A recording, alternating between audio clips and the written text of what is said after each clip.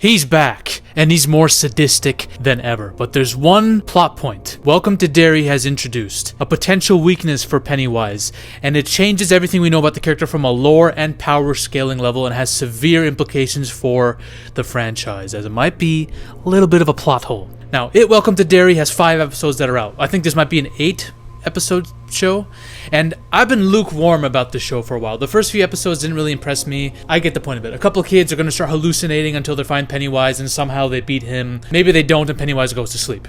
I kind of get the gist of the show. But the last episode, yeah, shit's coming together now. Now I'm actually enjoying it a lot more than I was expecting. And we do see Pennywise properly in his clown form in this episode, and it's great to see Bill Skarsgård do his thing. But this dude, who we thought got killed in the first episode, in the opening scene of the first episode of the show, he comes back. Miraculously, he escapes the tunnels, the sewers, and goes to the new Loser Club. Technically, it's not 2.0 because they came before, but Loser Club 0, whatever.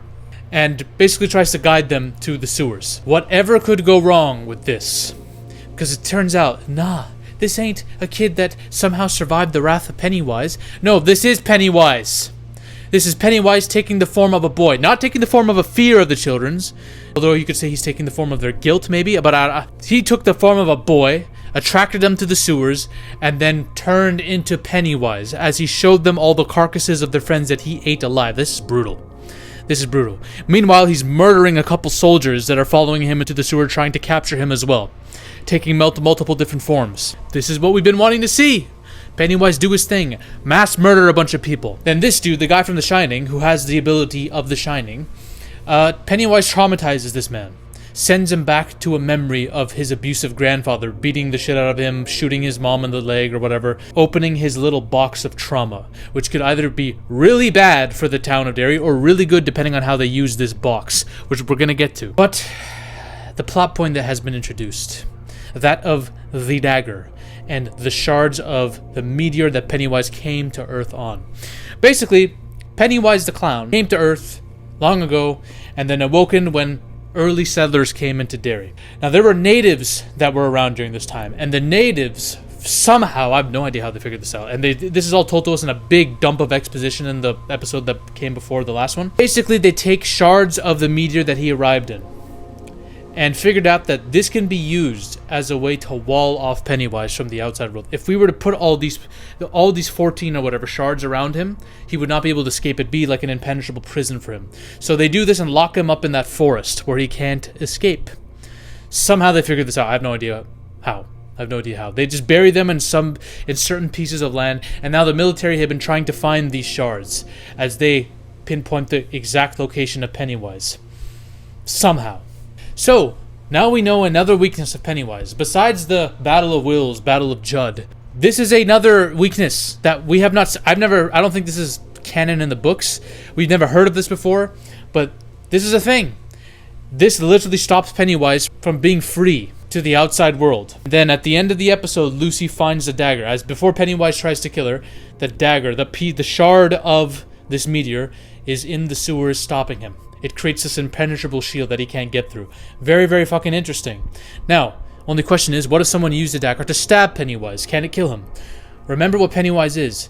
He is like a fingertip on our world, and the rest of the being is the essence of this entire eldritch abomination. His true form is the Deadlights. His true essence can't really die. He's a Lovecraftian being from another freaking universe, for God's sakes. From another dimension. Even if you kill a form of him, you're not really killing the entire being itself. You're not really killing it. There's a chance that the dagger might send him into a forced sleep and start the cycle of him sleeping every 25 years, but that doesn't make sense because his cycle would have already started after the Ironworks explosion. Remember, he goes into sleep after a lot of feeding and a big-ass disaster that he thrives in. This is like the first one, I believe, in Derry's history. That in and of itself doesn't make any sense. The shards can't be the thing that are putting him to sleep. Maybe they just create a physical boundary because they were used as his physical boundary when they transported him here. But why? Why was a meteor built to be a cage for Pennywise? Was it even built or designed this way, or is it just how it was? Just naturally, this is how it occurred. Pennywise escaped from the Macroverse through a thinny, which is like this fissure within the Todash space that certain creatures can escape to different worlds, our world specifically. So he escaped through that. So it's not like someone designed his escape, canonically, unless they introduce that into this show. The way that these shards look, the way that they glow, the way that they're like inscriptions on them and all that, it makes it seem like this meteor, the inside of it was designed and coded to encase Pennywise and send him here. Someone created the perfect boundary for this creature. It was constructed to hold him in this controlled, targeted event on Earth. The only person I can think of that would do such a thing is the Crimson King. It won't be Gan or Maturin the Turtle. Why the fuck would they send one of their worst enemies here? It would make sense that Crimson King, someone who's used the Deadlights many times, would send a form of the Deadlights on Earth and build this to encase him. But why would he send one of his demonic beings that he's allied with on Earth to cause chaos, which is what Crimson King really wants? Why would he set a prison for him that's easily accessible to others, that's easily exploitable? It doesn't make sense. Then on top of that, Pennywise, if this was a big-ass weakness for Pennywise prior to the It movies, why would he stay in Derry, given the fact that Pennywise will probably win whatever battle's about to happen and escape the use of these shards? Somehow these shards are not going to become a factor anymore. Because Pennywise stays in Derry because he wants to in the books and in the movies, not because he's trapped in this forest or this specific area, right? So why would he stay in a place where the shards are? Like, why would you not leave a place where these shards are buried anyways? Is it the case that all these characters will be killed by Pennywise and then he has the shards buried? But even then, he can't go near the shards because they create a force. How would he bury them? They still create the freaking the prison. Does he trick people into moving the shards away? But we've never heard of these shards. We never hear of these shards or this meteor shit. Again, I feel like a being like this, if he knew that he had such a weakness, which is now made very obvious to him, he would, every time he wakes up from his sleeping cycle, he would make it his first goal to either destroy those shards or take them out of the equation. But we never see this happen, which means these shards are going to be removed from the equation in this show. But how? Can Pennywise destroy them? How could anyone destroy them if they're created from a different universe by Lovecraftian beings? See, there's a lot of extra lore that prequel shows tend to do that kind of destroys franchise logic. You can see this with stuff like Alien Earth 2. You know what I mean? There's a problem. But now we have to get into what are these shards really then? Like, if we're trying to address how these shards are going to be used and if they're truly a plot hole, what are they?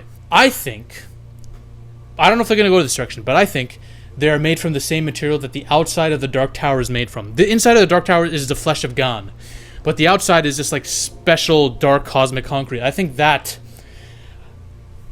it makes sense if that was what these shards are made from. This cosmic like material that Gan used when he was building all of existence too. So it could definitely be the case that remnants of this material can encase different things in the universe.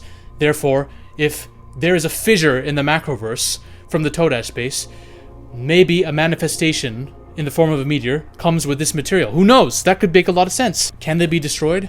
I don't think they can be destroyed by beings other than the ones that created them, like Gan. This is cosmic material. They can't be easily destroyed. Pennywise certainly wouldn't be able to destroy them if they're built to stop creatures like him, right? It's the fucking Dark Tower, for God's sakes. That's the kind of thing we're talking about here. But there is another fan theory that says maybe they're not actually cosmic material. Maybe they don't actually do shit. A lot of Pennywise's weaknesses are driven by belief. The whole Battle of Chud or whatever is driven by belief. If someone shoots a slingshot, it's because they believe it can do damage to this creature. If the power of belief overrides the fear that Pennywise is causing with him, and he feeds on fear, right? It's possible that these shards are so powerful because the natives believed that they could stop Pennywise, which is the dumbest shit ever, but it would make sense if we're going through the power of belief logic. They believed that these shards could hold Pennywise, so it happens. That's the case. But there's one thing that makes me think this isn't the case, that these shards are a cosmic material that could be linked to the macroverse. They glow with a specific scripture, like specific symbols on them when Pennywise is near, independent of what the other person in the environment is thinking. Lily has no idea what these things are. There's no power of belief here, there's just fear. But these things glow on their own and stop Pennywise, which tells me, and you could say, oh, maybe it's because of the other person's belief in it, but the way they glow, no normal objects would do this. We haven't seen a slingshot do this special, crazy serpent glow or whatever. No. They glow in a way that's alien. That's extraterrestrial, which makes me think they are a cosmic weapon. I do think they are material that was used to build the Dark Tower, to be honest with you. And then we get to the whole scene with this dude. Basically, Pennywise opens his lockbox with all the trauma and all the entities in it. Basically, in the Shining universe, characters like him form these mental lockboxes in their head where they hide all their trauma, all the shit that they've dealt with. A lot of their dark powers in it too. It's like Pandora's box, and if it opens up, there's a lot of dark shit that can come out for that and ruin everyone's life. Entities, for example. There are certain entities that manifest as a result of holding back all of this darkness and trauma that's hidden in this lockbox. And now that Pennywise has opened it up and has become a physical lockbox in the real world, that means that real physical demons are about to come out and ruin everyone's day, and maybe possessing certain people too. Who knows? That could be a really bad day for Derry. But on the other hand, that could be a really interesting way to lock up a being like Pennywise. Locking him up in the lockbox. Now, canonically, this wouldn't make sense because Pennywise still has his role to play in the future movies. He still has to go into sleep cycle and then wake up in Derry. So maybe this character has a hand in sending him to the lockbox, but then the lockbox somehow opens later. Who knows? Maybe one of the entities is one of the beings residing in the Shining house in the Overlook Hotel. I don't know. It's interesting, though. There's a lot of interesting ways that this show could play out for his specific character. He has a much bigger role in the show than I thought. I thought he was going to make a couple cameos, but no, he's literally one of the main weapons the military uses to find Pennywise. Interesting stuff. The show's getting better. It's coming together now. I'm starting to enjoy it. I think Stranger Things drops tomorrow too. Shit. There's too much shit dropping. This and Pluribus as well, and the Chair Company. There's too much shit dropping. Fuck. Anyways, those are my thoughts on that. Bye. Ladies and gentlemen, we are on a mission to take over Hollywood. But the army must keep growing.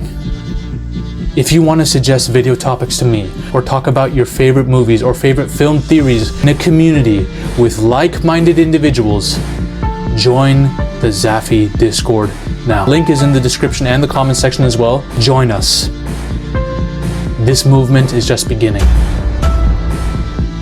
We're taking over Hollywood, one coke line at a time.